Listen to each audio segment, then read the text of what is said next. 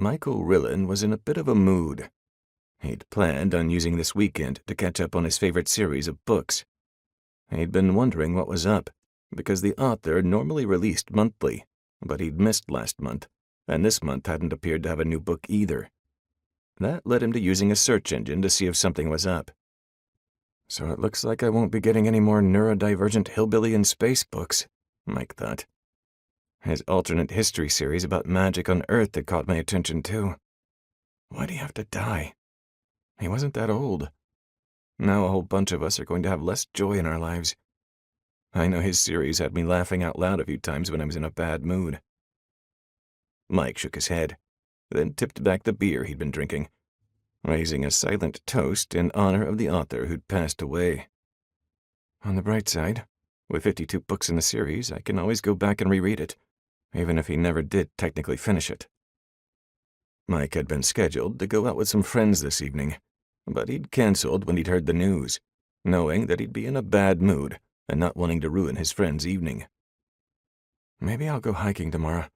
That always cheers me up, he thought. It's even better now that I'm working at the park, since it means I won't get charged for entry or parking. Mike had just finished his junior year of college, going for a degree in forestry with a minor in animal science. For the summer, he was working at a local national park, since it meshed well with his studies. At least it would mesh well, if I weren't just stuck in the entry booth. What can you do, though? It's a job, and technically in the field I want to go into, so I'll be able to list it as related experience on my resume, he thought. He shook his head again, trying to clear the gloom and doom he was feeling, but it just wouldn't go away. I don't think that's related to anything else that's bothering me, he thought. So what the hell is it? Whatever it was bothering him, he couldn't figure it out. Finally, he decided to call it a night and headed back inside. Maybe a good night's sleep will shake it out of me, he thought. Hey, Mom, he called. Yes, honey?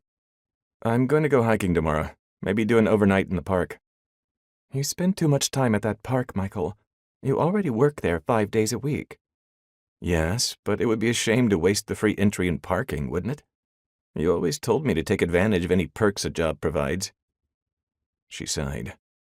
Yes, I did, but I didn't realize that it was going to keep you away from home so much when I said that. Just don't forget that your grandfather is visiting on Sunday.